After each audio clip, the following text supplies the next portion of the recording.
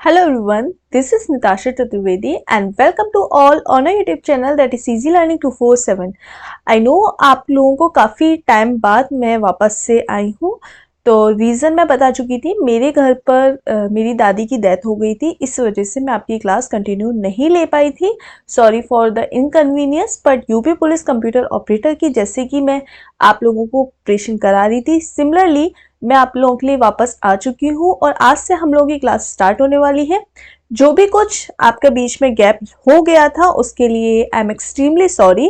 और आज से हम लोग अपनी क्लास कंटिन्यू करेंगे। एग्जाम से पहले मैं आपका पूरा syllabus, most important question, previous year paper, जितना भी मटेरियल एज पर मैंने प्रॉमिस किया था मैं आपको पूरा कंप्लीट कराऊंगी। सो आज की क्लास में हम लोग जो यूनिट नंबर 1 में हम लोगों ने लास्ट क्लास में जैसे मेमोरी, सॉफ्टवेयर, हार्डवेयर, ये सारी चीज़ों के बारे में डिस्कस किया था, तो आज क्लास में हम लोग एल्गोरिथम, फ्लो चार्ट क्या होते हैं, उनसे रिगार्डिंग जो क्वेश्चंस आते हैं एग्जाम में वो डिस्कस करेंगे। उसके बाद एक नेक्स्ट क्लास होगी जो नंबर सिस्टम बिहाफ पर होगी। इसके बाद आपकी एक फर्स्ट यूनिट कंप्लीट हो जाएगी और जो हम लोग अपने क्वेश्चंस कर रहे हैं वो भी एज पर हम क्वेश्चंस भी अपने कंटिन्यू करते रहेंगे। तो वीडियो को एंड तक जरूर देखें और जो लोग इस चैनल पर नए हैं तो लाइक, शेयर और सब्सक्राइब करना ना भूलें। So keep watching and let's have a look. सबसे पहले आपको ये पता होना चाहिए, देखो एल्गोरिथम क्या होती है, फ्लो चार्ट क्या होते हैं, प्रोग्राम क्या होते हैं। बहुत सारे लोगों को कंफ्यूजन होता है। तो बेसिकली हम लोग कंप्यूटर में कुछ भी अगर टाइप करते हैं, अगर हम प्रोग्रामिंग लैंग्वेज के बिहाफ पर बात करें, तो जो सेट ऑफ इंस्ट्रक्शंस होते हैं उनसे मिलके हमारा एक प्रोग्राम बनता है। और जो ये प्रोग्राम्स, जब बहुत सारे प्रोग्राम्स आपस में मिलते हैं वो उससे हमारा एक सॉफ्टवेयर तैयार होता है। तो बेसिकली हम लोग कोई भी काम कर रहे हैं, किसी भी, चाहे आप अपने एमएस ऑफिस पे कर रहे हो, चाहे गूगल पे कुछ सर्च कर दो, ये सबके क्या है, एक सॉफ्टवेयर्स हैं।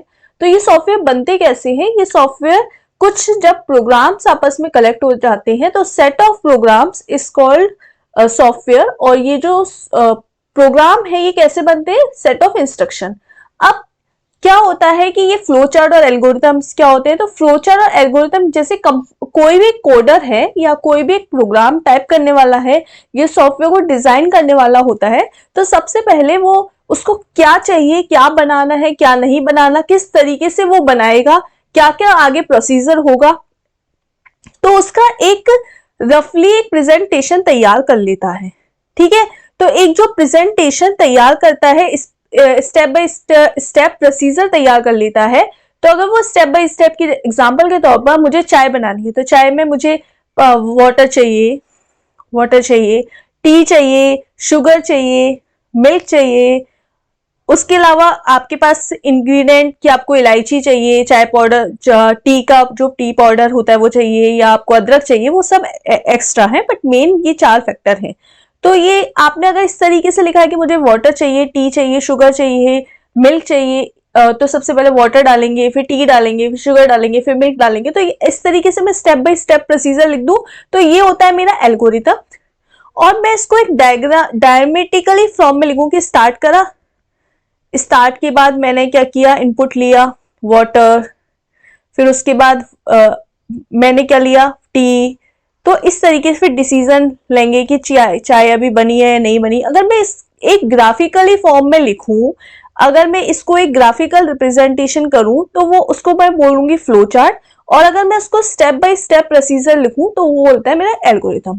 तो बेसिकली कभी कोई भी प्रोग्राम टाइप करने के लिए, कोई भी प्रोग्राम बनाने के लिए, कोई भी सॉफ्टवेयर डिजाइन करने के लिए सबसे पहले हम उसका एक रफली प्रेजेंटेशन तैयार करते हैं, रफली कुछ ड्रॉ करते हैं, या रफली एक नॉर्मली अपनी लैंग्वेज में उसको समझाने की कोशिश करते हैं। तो अगर हम स्टेप बाय स्टेप प्रोसीजर समझा रहे हैं, स्टेप बाय स्टेप प्रेजेंटेशन कर रहे हैं, तो उसको एल्गोरिथम कहेंगे। और उसको एक ग्राफिकली फॉर्म में डिजाइन कर रहे हैं या एक डायग्रामेटिकली फॉर्म में डिजाइन कर रहे हैं तो उसको हम फ्लो चार्ट बोलते हैं। देखिए, तो सबसे पहले एल्गोरिथम क्या होती है। Algorithm and flow chart are used to representation of program in different manner. अभी मैंने बताया जैसे प्रोग्राम को डिजाइन करने के लिए डिफरेंट मैनर में यूज करते हैं, स्पेशली हम जब कंप्यूटर प्रोग्रामिंग करते हैं। एल्गोरिथम क्या है, स्टेप बाय स्टेप प्रोसीजर है, जैसे चाय बनाने के लिए इस तरीके से स्टेप बाय स्टेप प्रोसीजर है, which has to follow the input, कि इनपुट क्या लिया हमने, एंड ऑब्टेन डिजायर्ड आउटपुट, जिससे कि हमें जैसे टी बनानी है तो वाटर लिया, टी ली, शुगर लिया, मिल्क लिया, तो फिर स्टेप बाय स्टेप हमने प्रोसीजर लिखा, फिर उसका जो फाइनल आउटपुट है, आउटपुट क्या है कि भाई चाय बनके तैयार हो गई। तो एक की जस्ट मैंने एग्जांपल बताया है। तो कोई भी प्रोग्राम हम टाइप करते हैं किसी भी सॉफ्टवेयर के लिए, कोई भी हमने प्रोग्राम टाइप किया है तो उस प्रोग्राम का जो एक प्रोसीजर है स्टेप बाय स्टेप की, सबसे पहले इनपुट लेना है, फिर उसके बाद इनपुट में हमें ये एडिशन करना है, फिर ये प्लस करना है, माइनस करना है, ये कुछ और प्रिंट कराना है, तो फाइनल हमें आउटपुट। तो अगर हम उसको स्टेप बाय स्टेप प्रोसीजर करें तो वो हमारी एल्गोरिथम होती है, और उसको एक डायग्राम के जरिए या ग्राफिकल रिप्रेजेंटेशन करते हैं तो वो हमारा फ्लो चार्ट होता है।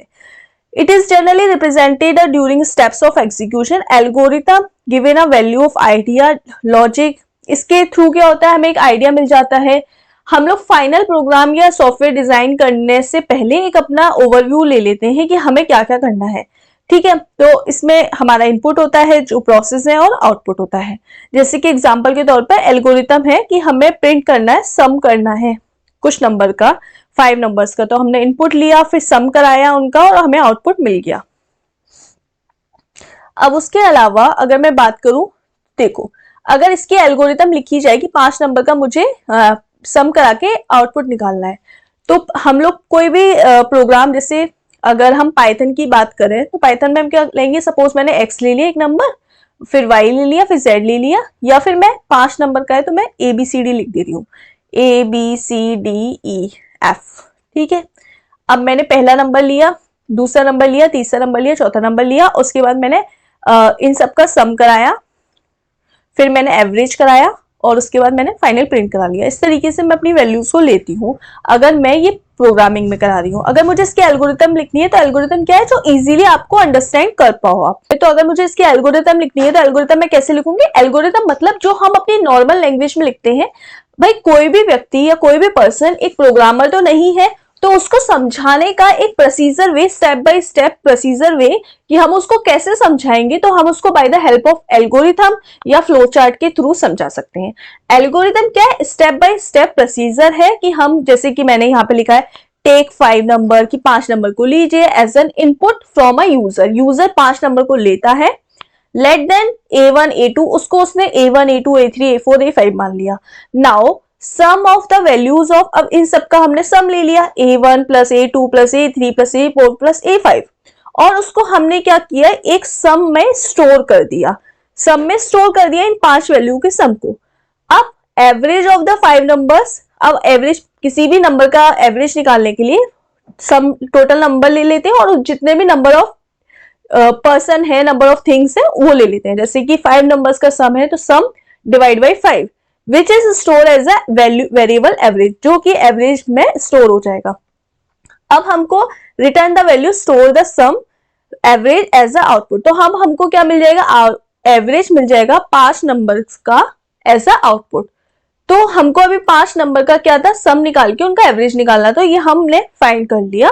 तो अगर किसी भी पर्सन को प्रोग्रामिंग नहीं भी आती है, लाइक पाइथन, C++, सी, जावा, अगर उसको प्रोग्रामिंग नहीं भी आती है, तो अगर वो हमारे ये स्टेप्स पढ़ेगा, अगर ये वो हमारे स्टेप्स पढ़ेगा तो वो उसको समझ सकता है। कहने का मतलब है कि जो एल्गोरिथम है, एल्गोरिथम क्या है, प्रोग्रामिंग का एक procedure way, step by step.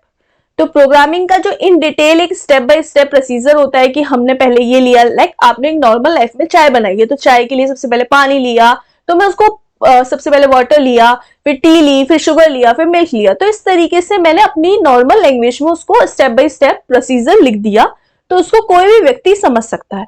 तो एल्गोरिथम, आई होप आपको समझ में आया होगा कि एल्गोरिथम क्या होता है।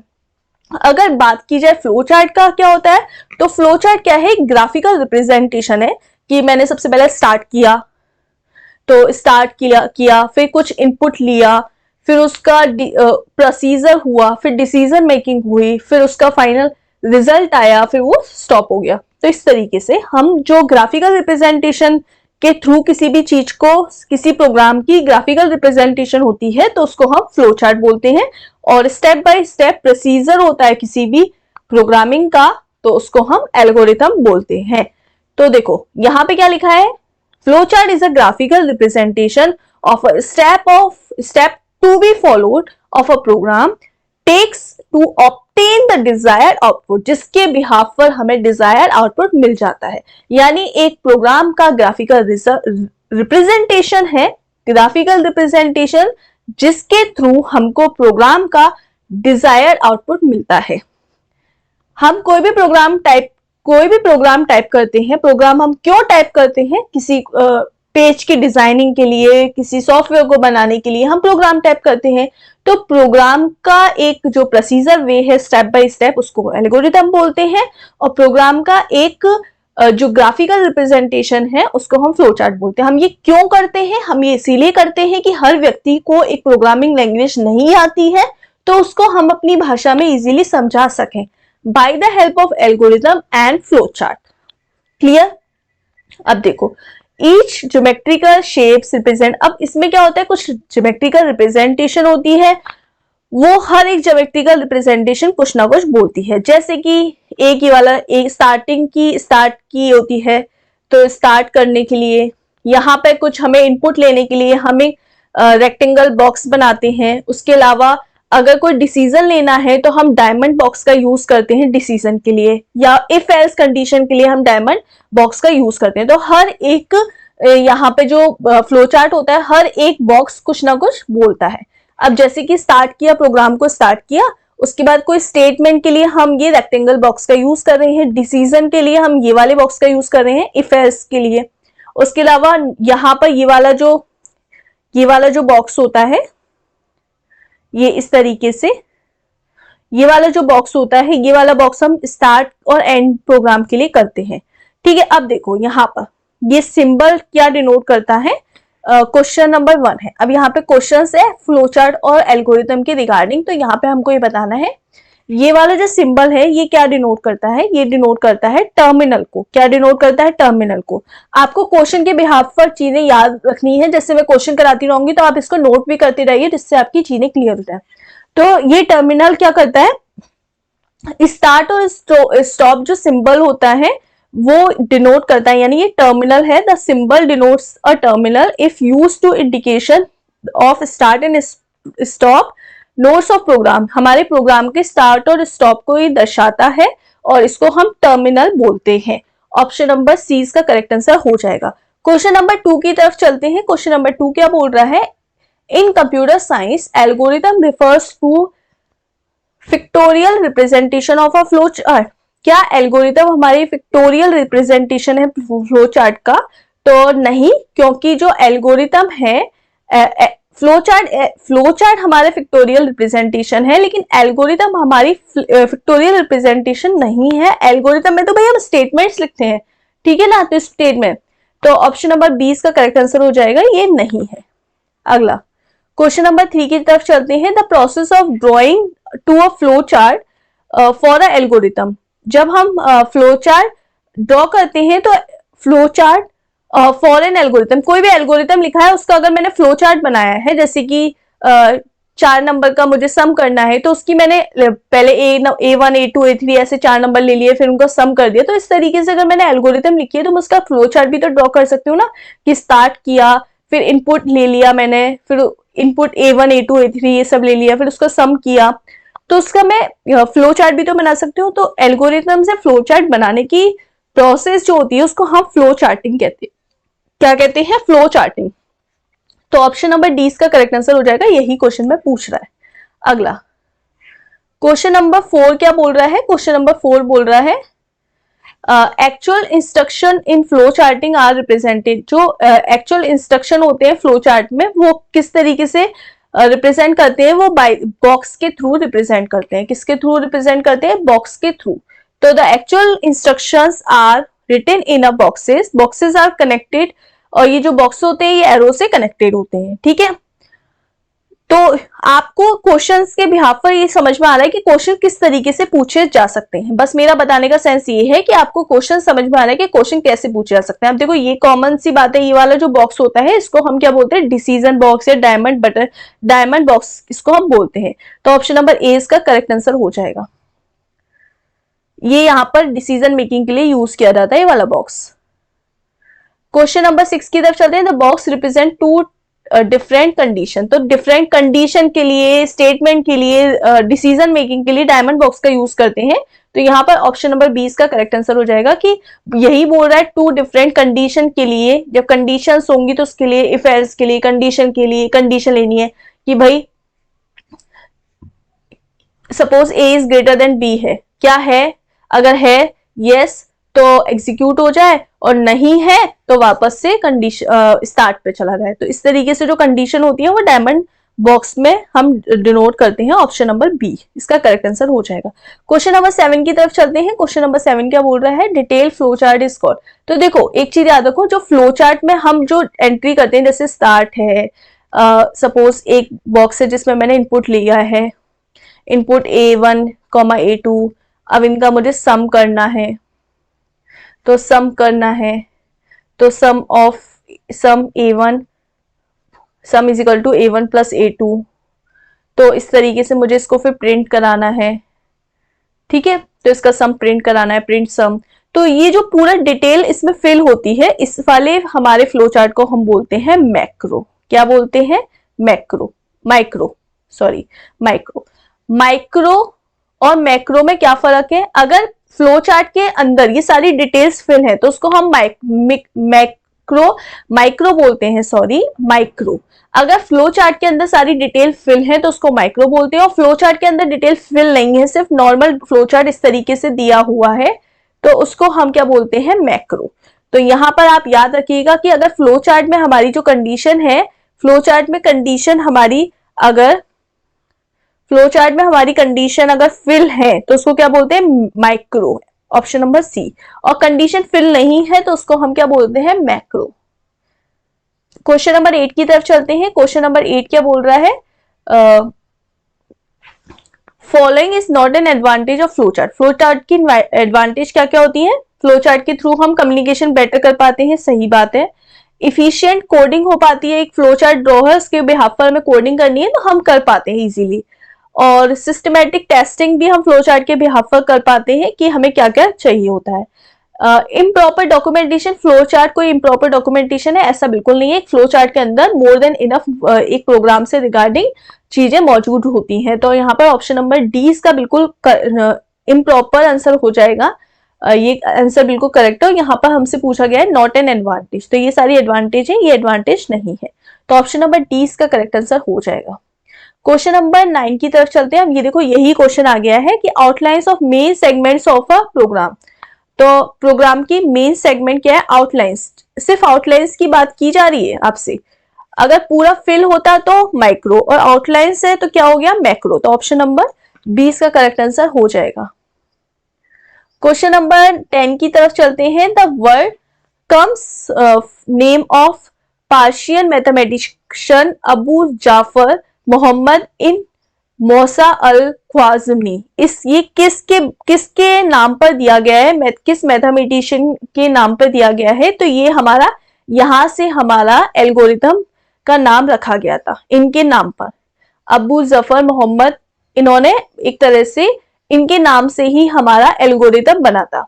कम्स द पर्शियन मैथमेटिशियन के नेम से एल्गोरिथम। तो ऑप्शन नंबर सी इसका करेक्ट आंसर हो जाएगा।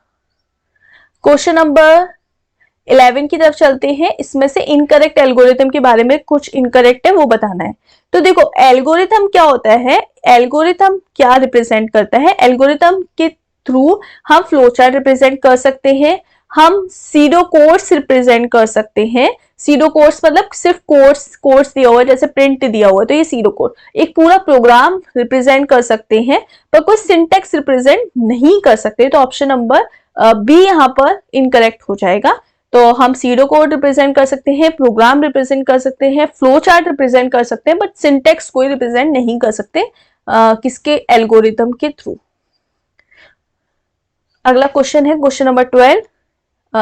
When an algorithm is written in a form of programming language, कोई एल्गोरिथम प्रोग्रामिंग लैंग्वेज में रिटन है तो ये इट बिकम्स, तो ये इसको हम क्या बोलेंगे, अगर कोई भी एल्गोरिथम प्रोग्रामिंग लैंग्वेज में रिटन है तो उसको हम प्रोग्राम बोलेंगे। क्या बोलेंगे, option number B program. I hope आपको ये क्वेश्चन समझ में आ रहे होंगे। क्वेश्चन नंबर 13 की तरफ, any algorithm is a program. क्या एल्गोरिथम प्रोग्राम होती है, नहीं, प्रोग्राम अलग है, एल्गोरिथम अलग है। एल्गोरिथम को प्रोग्रामिंग वे में लिख सकते हैं, बट एल्गोरिथम प्रोग्राम नहीं है। तो ऑप्शन नंबर बी इसका फॉल्स आंसर हो जाएगा। एल्गोरिथम अलग है, प्रोग्राम अलग है, फ्लो चार्ट अलग है।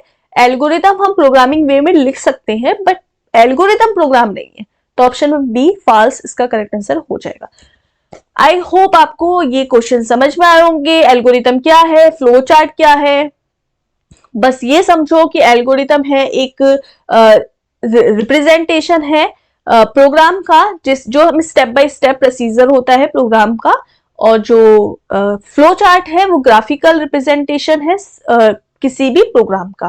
प्रोग्राम क्या होता है? प्रोग्राम सेट ऑफ इंस्ट्रक्शन होते हैं जो कि हम किसी भी सॉफ्टवेयर या वेबसाइट या वेब पेजेस को क्रिएट करने के लिए बनाते हैं।